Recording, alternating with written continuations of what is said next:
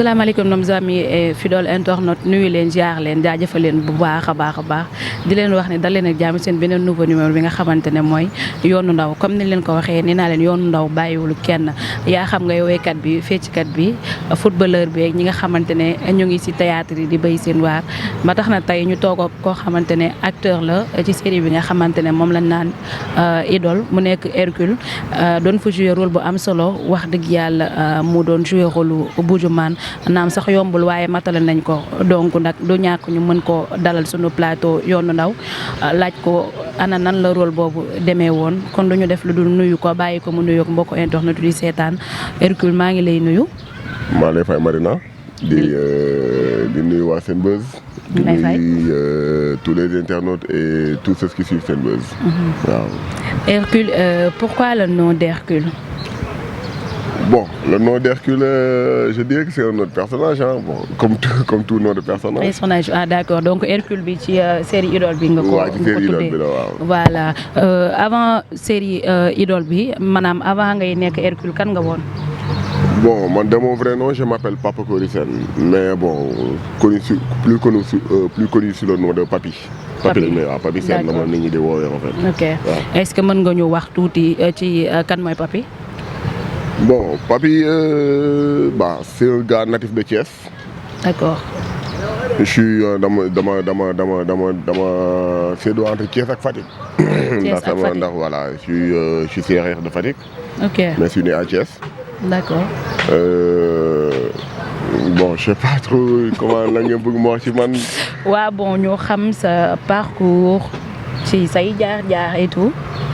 Bon, c'est un parcours j'ai fait des études. J'ai voyagé. J'ai intégré le monde du cinéma. Je suis là. D'accord. Voilà. Léegi à part li nga xam ne moom mooy cinéma bi lan ngay def dans ta vie? Bon, dans le temps, je faisais du commerce avec ma mère. J'ai eu à faire du commerce avec ma mère. J'ai aussi eu à côtoyer le monde de l'immobilier par le biais d'un ami. D'accord. Mais là, pour dire vrai, je suis concentré dans le cinéma. Dans le cinéma? Oui, à 100%. D'accord. Kon doo boxeur? Kan man? Waaw. Daan naa ko fooy nag ay jamono de. Waaw mënta ñàkk parce que man li ma jot a dégg daal. Est-ce que duñ teg micro yi essayé? Ah? Déedéet xaaral après nga essayé ko ci Khalifa. D'accord, baax na. Men daal li ma jot a dégg moom entraînement yu bari yeeg yooyu dégg naa ñu ne nag. waaw non entraînement yi dama am amour musculation maintenant ma ndawoon. nga ndawoon quoi. dama tuuti woon. toll ni xos. Je peux dire pour dire vrai. Peut-être de pas par la taille. Mais de par la corpulence on peut dire. tuuti woon. dama ndawoon. OK. ni ma toll nii du loo xam ne dama en fait c'est pas comme ni ko gars yi di waxee naturellement nii la mel non en fait li ma mel musculation moom ko def. lan moo tax ngay entraîner tout le temps? J'aime la musculation. Tu aimes rek? Ouais, j'aime la musculation, j'aime le culturisme. D'accord. Ouais. Mais parfois tamit dañuy gis ne xale góor yi nga xamante ne peut-être dañuy entraîner. te duñu ay mbër. duñu ay boxeur. dañuy entraîner parfois pour am jabu jongomay. wala parfois. gigolo maanaam. waaw non lay jàppale ji waaye ñu dem direct ji waay rek. waaw ba tey. gigolo waaw. donc léegi. maam daal bu ñu gisee voilà la plupart des gens entré dañ naan ñi ay gigolo lañu te ñu ngi koy dégg nag. Bah ouais bon c'est un fait réel. C'est un fait réel aussi c'est quelque chose boo xam ne kenn mënu ko weddi aussi ah. C'est quelque chose boo xam ne mi ngi fi comme ni nga ko waxee. Un mec qui s'entraîne, qui fait pas de la lutte, qui fait pas de la boxe. En fait, qui n'est pas dans un sport, comment dirais-je, dans un sport défini, tu vois. Bon, c'est très normal aussi, gars, di ko xawal di ko dëkkale foofu. Voilà. Mais man néew ma ci game boobu Marina. C'est pas dans man dama am amour en fait comme li ma la wax sax dama am amour entraînement c'est-à-dire c'est mon monde. D'accord. Comme tey jii nii ni ma mel ci cinéma bi nga xam ne je m'y sens très à l'aise en fait. ni ma cinéma ni ma ko bëggee ba tey ji di ci séntu lu kawe. OK. noonu la entraînement mel ci man noonu la musculation mel ci man dama ko bëgg. D'accord. C'est-à-dire faut que aussi gars yi xam ne musculation c'est pas bon je vais un peu génn ci cadre kii bi juste pour expliquer que musculation comme ni ko gars yi di waxee parce que les gens ont tendance à dire que ceux qui font de la musculation amuñu xel.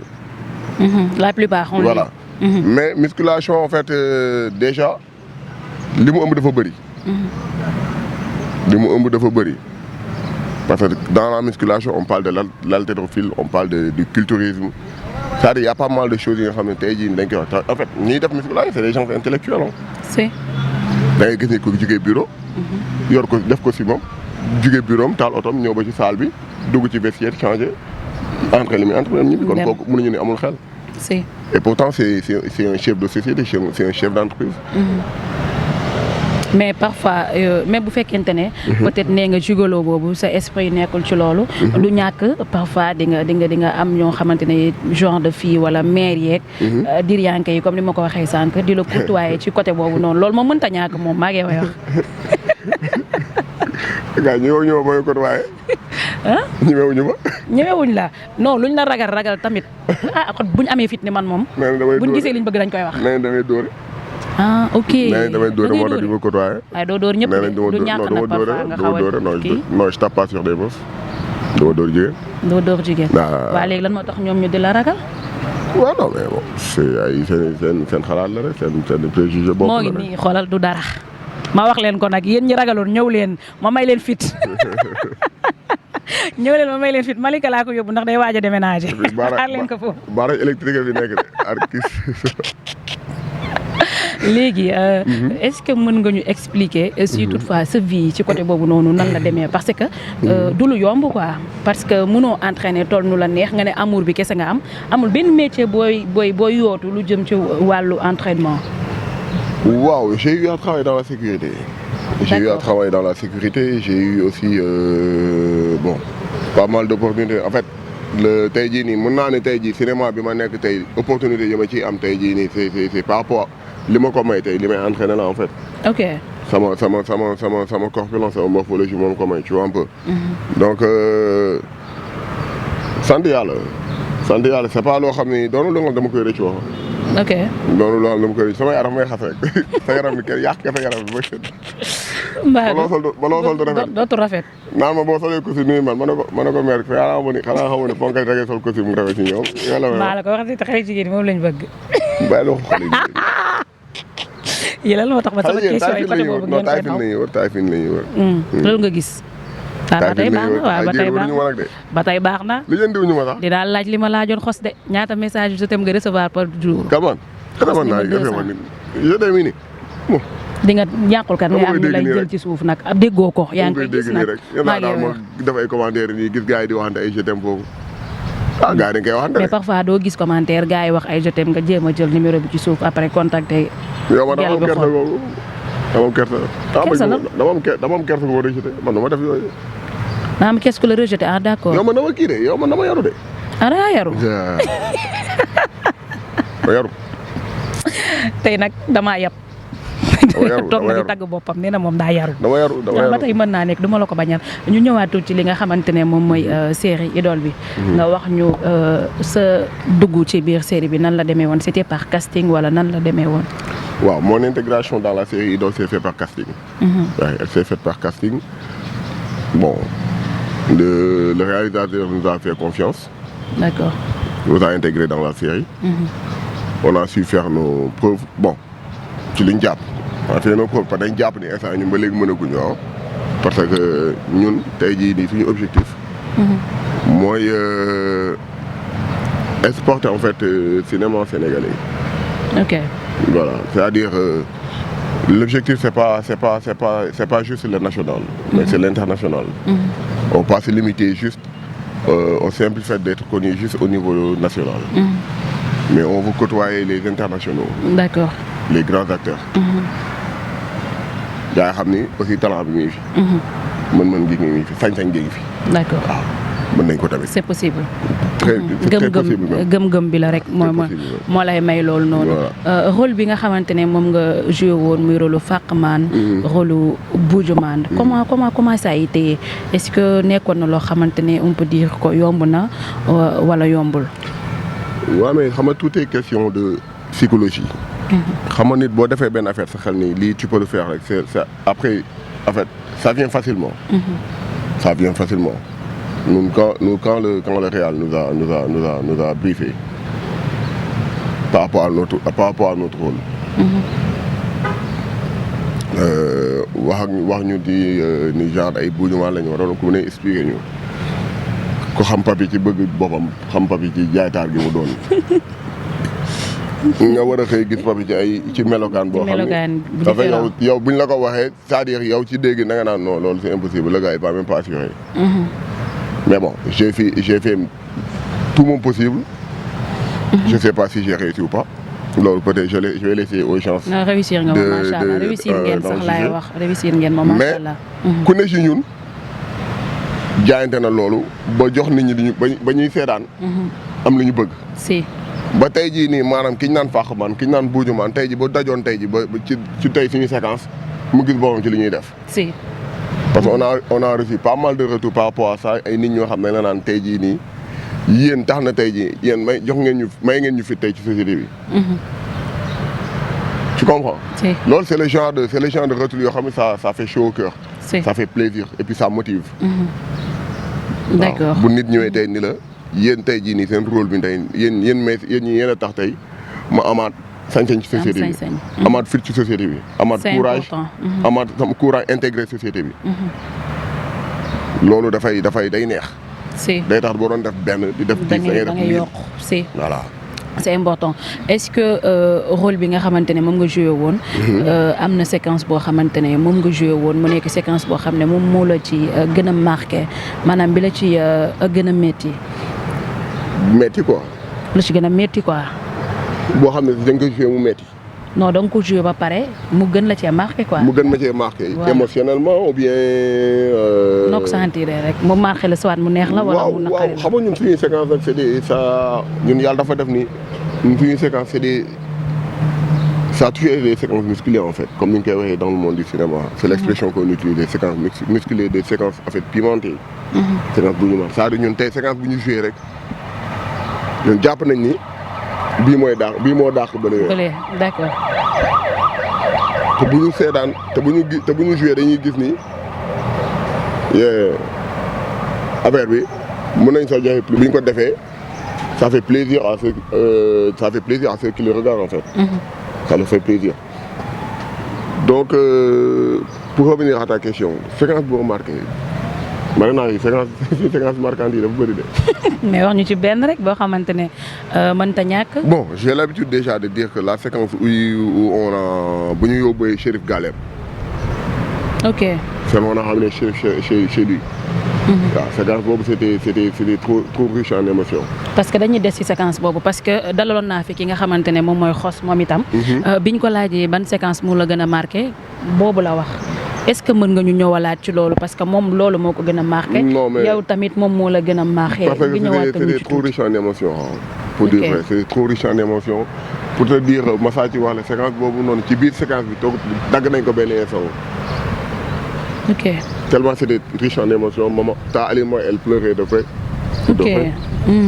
xos yi waxi noppi donc fallait les consoler. naxtaan leen pour ñu commencer waat affaire bi. tellement pour te dire que en fait à quel point ils étaient à fond en fait dans la séquence. Ils étaient à fond. donc mooy li ma la wax léegi c'était une séquence très très très riche en émotions. très riche en émotions. dafa yéeme woon. on y était de vrai en fait. de vrai si. nga ñëwoon ñu tuuti si li nga xam ne mooy seen relation entre yow. Xos Chérif Mal ak keneen ki nu mu tuddati sax. Pape Bouba Maître Wu. waaw ak Kala. ñoom Kala waaw seen relation. ni mu demee quoi seen gan bi waaw. de très bonnes relations. des relations fraternelles je veux dire. ok c'est plus que des collègues. c'est plus que des collègues c'est des frères. on est une famille. tey jii nii chaque jour xos du benn jour du jàll te déggante wu ñu. ok dañuy nekk tout le temps daanaka sax. Pape Bouba on se parle tout le temps. parce que là il a déménagé maintenant déplacement mënatul demee noonu. mais sinon autant dañ doon toog en fait ñun dañ doon toog nii sax hors tournage toog benn une semaine ñu nuy faal du yoon ñu toog temps bi gisante wu ñu ci toog def daje. ok. C'est comme ça qu'on a créé en fait des relations fraternelles entre nous, des relations parce que familiales. dafa am complicité bu dafa am am benn ci seen complicité biir. dafa am benn complicité et puis loolu ça nous aide dans notre jeu. Ça nous aide. day tax tey bu ñu joué des fluides parce que déjà ñun ku nekk xam na lu muy jox moromam ku nekk xam na tey jii moromam fu mu ne tey jii bu génnee fii la ko war a fekk. D'accord. ñun ñëpp noonu la ñu mel ak Chérif Mal pareil. C'est la même famille. D'accord. Voilà. Ok ci biir série idole bi. kan moo ci nekk sa acteur wala kan moo ci nekk sa idole. koo xamante ne bay joué nga koy yëg. loolu j'ai même pas besoin d'hésiter, je le dis tout le temps, c'est Babacar Wali. Babacar Wali, Chérif Mal, il m'inspire trop. Ndeysaan. Il m'inspire trop. mais Chérif Mal yéen seen relation ak Chérif Mal lan la quoi parce que. macha allah koo ci laaj rek danaan la Chérif Mal lan la. yàlla dafa def mu mën li muy def. ça je vais pas avoir honte de le dire hein. Il est trop pro dans ce qu'il fait. En plus c'est une personne boo xam ni tey ca la mu nekk. ngeen bokk ci. moom il n'a pas en fait. C'est pas le genre en fait à ne pas vouloir partager son expérience. Si. bu ko neexoon ñëw jàpp ñaamburam joué lu muy joué bàyyi la nga joué lu ngay joué après yow benn instant nii bu gàggandi di am leneen di am loolu ce sera comment dirais-je au-delà de le faire et tout ça. Mais il le fait pas. En fait moom benn instant il te met dans le jeu, il te met la pression, il te laisse pas faire du n'importe quoi. Ok. Il te laisse pas faire du n'importe quoi. Acteur nga foog nga def yëfu acteur te jeu d'acteur bi foog nga wane ko en fait ci li ngay jouer. D'accord. Parce que en fait jeu d'acteur il s'agit pas de venir juste devant la caméra. faire ce que tu as à faire et puis pas non loolu bu doon loolu ku nekk mën na doon acteur. Si. Mais n'est pas acteur qui veut aussi hein. ku nekk mën na doon acteur. Si. Mais aussi n'est pas acteur qui veut. Voilà. D'accord ci biir série bi bu ñu nee ndax am nga ci koo xamante ne peut-être mooy sa acteur préféré. du ñàkk nga am ci koo xamante ne tamit mooy sa actrice boo xamante ne lu mu joué da lay neex. ci biir série bi ba tey Margot. Samantha Lopi. Ok. waaw. Samantha Lopi j'aime son jeu. ku mel ni Maman Alima j'ai pas mal d'actrices dans la série nga xam ne j'aime trop leur jeu sérieusement parlant. D'accord. j'aime trop leur jeu tey ku mel ni comme ki ma la wax léegi nii ku mel ni Samantha Lopi ku mel ni comment dirais-je Maman Alima. ku mel ni ay Eva oui. ñooñu tu en fait tu éprouves du plaisir à les regarder en fait. C'est waaw. Tu éprouves du plaisir à les regarder. D'accord. Ça fait plaisir en fait. C'est une vraie joie de les regarder en fait. Voilà. Ok tey ñu gis ni Sénégal la plupart ci jeunes yi nga xamante ne. ñoo ngi fi dañuy bëgg yëngu ci milieu cinéma. am na ci ñoo xamante ne sax naam mosuñu ci jaar. mosuñu xam luy cinéma bëgg a adhérer wala bëgg siiw da leen di jaral ñuy def naka sudul noonu lan ngay wax ak jeunes yooyu di la seetaan. waaw xam nga siiw du dara c'est éphémère. Peut-être bon am na ñoo xam ni moo leen tax a jóg peut-être boo ko waxee du leen sax du safee parce que dañu naan benn instant nii peut-être t'es dans le milieu t'essaies de les décourager ou quelque chose du genre je décourage personne. loolu ma jéemuma ko sax en fait. jéemuma ko mais c'est juste que en fait. nit booy dugg ci benn affaire bu ci dugg juste parce que da nga bëgg buzz. C'est important. C'est pas ça le but, c'est pas ça l'objectif. Cinéma leneen la. C'est un monde. boo ko côtoyer. avec ses hauts et ses bas. D'accord. Avec pas mal de choses dans ce monde. Mais pas juste ñëw ni yow da nga bëgg a jouer juste parce que tu vas apparaître à la télé juste parce que da nga bëgg a génn ni ñuy jël ay photo yow juste parce que yow laal tat lii ak lii. Je veux passer du genre de la personne méconnue à la personne connue. d'accord foofu ba tey moom la ñuy des parce que actuellement ku ne Hercule ne Papy am na différence parce que Hercule bii nii nga xamante ni fu mu romb dinañ xam ne kii mooy Hercule par rapport ak ki nga xam ne moo nekkoon Papy différence boobu noonu lan lay def ci yow avantage yi mu lay apporter ak inconvénients yi lan la. waaw les avantages c'est que voilà tey dina la permettre peut-être nga xamante bon pas mal de gens yoo xam ne peut-être bon dans ta vie d'avant tu pouvais pas les connaître. Bon je dirais pas tu pouvais pas les connaître mais tu les aurais pas connus en fait je veux dire. Tu pouvais pas les connaître c'est trop dire tu peux les connaître. mais dama ni tu pouvais ne pas les connaître en fait. mënoon nga leen bañ a ñàkk xam. voilà léegi loolu noonu ça fait partie des avantages. donc ci avantages yi la bokk ak y a pas mal d'avantages y a pas mal d'avantages sant yàlla. sant yàlla peut-être inconvénient bi moom je sais pas peut-être nit mën na la juger de par ton personnage que tu incarnes dans la série. de par le rôle. que tu joues. mais bon whatever man c'est un truc boo xam ne man je gère ça avec toute la modestie qui benn son qui va c'est feesu sa mbët. feesu sa mbët man damay fàttali parfois pour te dire damay fàttali acteur là c'est vrai que ma parle. parce que en fait ça change rien. ça change rien c'est vrai. waaw gis nañ ko ci yow quoi. eeru Baye Fall bi moom ngay dund. waaw loolu moom ça se voit moom non macha allah loolu moom je confirme ça se voit. Hercule ñu ngi ci li nga xamante ne mooy suñu njeexantalu émission. notre émission tire à sa fin donc dañu lay bàyyi nga daal di tàggatoo ak mbokk internautes yi lay seetaan wax leen li leen ba nga wax rek. waaw mais encore une fois di leen jaajëfal. je vous dis un grand merci yéen waa Senbuzz. je dis un grand merci aux internautes de Senbuzz. je fais aussi un gros coucou de passage aux fans d'Hercule aux fans d'Idole. di leen béggee. di leen siyaar di leen wax ni c'est toujours un plaisir de leur faire plaisir. voilà je peux le dire ainsi. te nañu yokk ñaan. parce que lu ñu mënti def tey jii on est prêt à jouer n'importe quel rôle on est prêt à être dans n'importe quel personnage pour leur faire plaisir. lépp lu ñuy def ñoom la. dëgg la. lépp lu ñuy def pour ñoom la nañu jàpp ni ñun ñoom ñoo ñu fi tax a nekk. ñun lu ñu doon ñoom la. sans ceux qui nous regardent on est rien.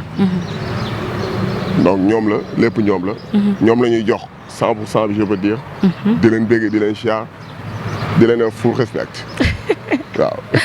merci beaucoup Hercule ñu ngi lay nuyu vraiment ça a été un plaisir tamit.